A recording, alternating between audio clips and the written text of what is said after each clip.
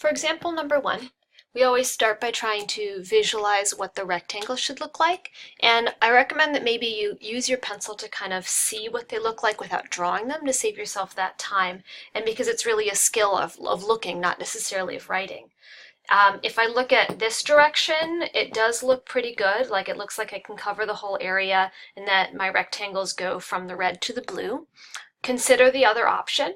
If we look at a DY option, I can see some problems. For example, a rectangle up here would hit the same curve twice, and we know that's not supposed to happen. So I feel pretty confident just initially that we're going to set up an integral using height times a dx, and that's just by choosing that my rectangles are going to look something like that. Since I'm using dx, this should be the x value where my first rectangle starts, and this number is going to be the x value where my last rectangle ends. This is the thinking process. Now let's go ahead and write the actual integral. The thing I need is the x values of these two intersection points. And since this is not a perfect graph, we can't just see them, which means I'm going to need to calculate this x value and that x value.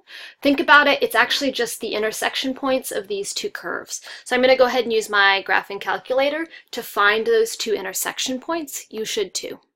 The lower value goes on the bottom. Remember to keep 3 decimal places, as the AP exam will expect you to. And now the inside of my integral. So since we have vertically oriented rectangles, I'm going to have a dx at the end. And the actual thinking is the heights.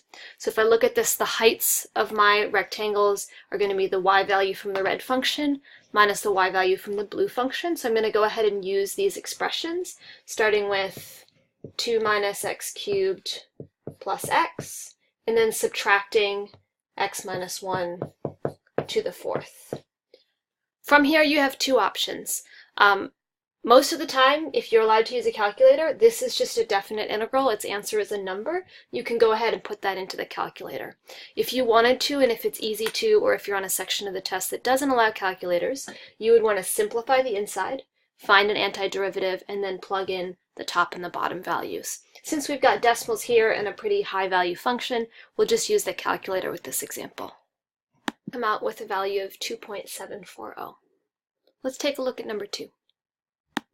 Here's example 2. Just like before, we start by visualizing how I could fill this area with rectangles. One option would be to orient my rectangles vertically. It would look like that. Another option would be horizontally, and I always want to consider both before I pick one. In this case, if you were paying close attention, they both actually looked like they would work. They both had a continuous string of rectangles that would all line up next to each other and that would all go from one curve to the other. The question is just which orientation I want to use. Now, since at first glance they'll both work, let's actually consider what both of those integrals would look like, because it turns out there's actually a better choice and a worse choice, although you could, again, get the answer either way. If I chose to orient my rectangles vertically, my integral itself as a height times a dx, and that's because the skinny part of the rectangle is a little section of the x direction. To actually calculate the height, we're going to want to subtract the y value of the red function minus the y value of the blue function, and that's going to involve using these two expressions. Now, this is a little unusual because we don't have y by itself, which means in order to find the height, I'm going to have to solve for y. Since x equals y squared, I can take the square root of both sides, and I would realize that the top height, at the top of the height of the rectangle, is going to be equal to the square root of x. That's what y would equal for the red curve.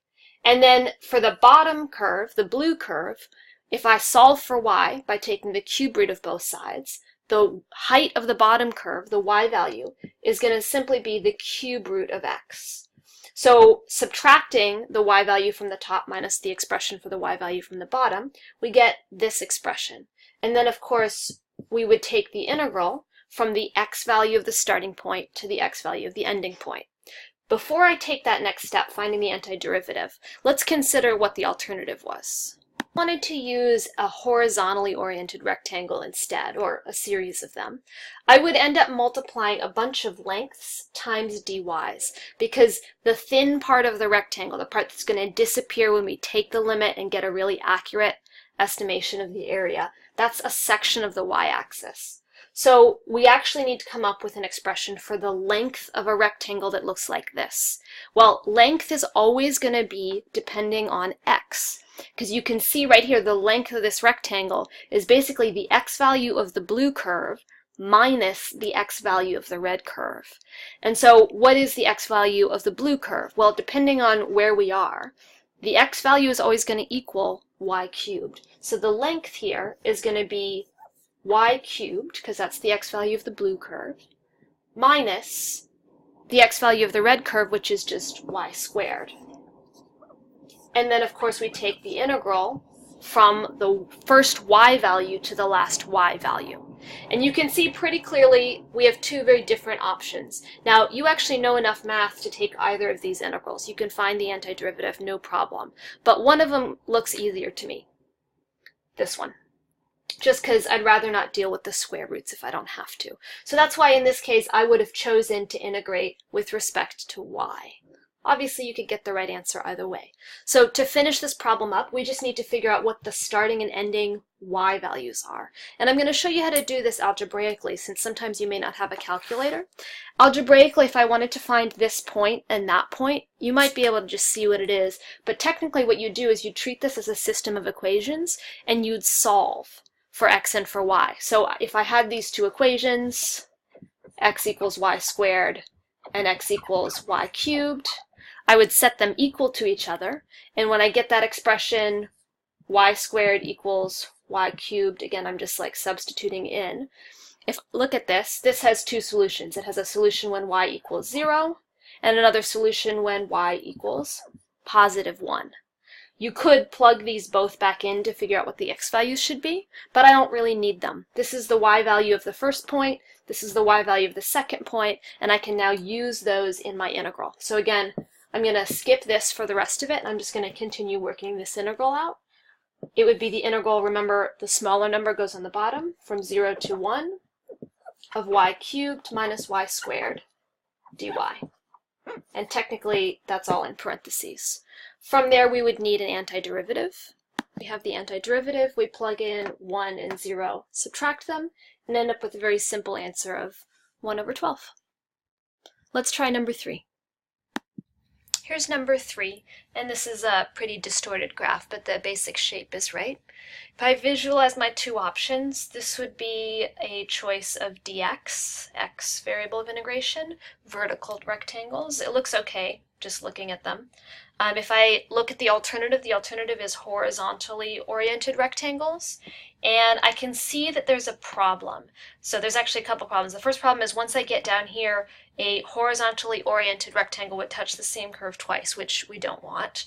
And then up here, I would have to put rectangles that are on the same line on different sides, and I called that stacking. You're not allowed to stack two rectangles in line with each other. Your integral just will fail to calculate one of them. So it looks like dy would be the wrong choice, so we'll go ahead with dx. Of course, you know that the setup for dx is going to be of the form height times dx, and our limits of integration are going to represent x values from the two intersection points. Now, if there's anyone that's anxious about this intersection point, think about what would happen to the rectangles. So the rectangles obviously are going to get really short in here, but they will continue to go from the red to the blue. Maybe even there's one tiny little sliver right there where there is no height, where the red and the blue intersect. That's okay, because we'll just keep coming out on the other side with the same setup. So that shouldn't concern you. If you ever see a shape where the red curve actually crosses over and the blue is on top, that's a situation where you would have to split the integrals up, because on one side, if the two functions flip positions, your height would be calculated in the opposite direction. It would be blue minus red instead. That's not what we have here. Right here, we can just go ahead and take the integral of the whole area. To find these 2 points, I'm going to use my calculator to find the intersection. Of course, you could try solving it if you wanted to algebraically as well. The 2 endpoints, I'm ready to set up the integral. which is going to run from -2 to 2. Notice if you were tempted to use the 8 that we have to use the x's because x is my variable of integration. And then an expression for the height is going to be the red y value minus the blue y value. In other words, 2x squared minus x to the fourth minus 2x squared. Since you have that negative here, it's a binomial, you have two options. You can put it in parentheses, which would be x to the fourth minus 2x squared, like that. Or if you really want to, you can distribute this negative as we put it in, which means this would be minus x to the fourth, but plus 2x squared. I think putting it this way saves you writing, but make sure you don't mess up that distribution because the minus from subtracting top minus bottom will affect the whole of the second function. Of course, we have our differential at the end, dx, and I can combine some like terms here. This is 2x squared plus 2x squared is going to be a total of 4x squared, so this is really from -2 to 2 of 4x squared minus x to the fourth dx. From there, you could use your calculator to get the answer right away, or you could go for the antiderivative, 4 over 3x cubed minus 1 over 5x to the fifth. And then, of course, you'd plug in 2 and plug in -2 and subtract the answers. Again, when you're doing these subtractions, make sure you plug in 2 completely in parentheses before plugging in -2, because if you subtract wrong or don't include parentheses, you could end up with a number that's off. I probably would use the calculator, which gives you a final answer of 8.533. Again, 3 decimal places always.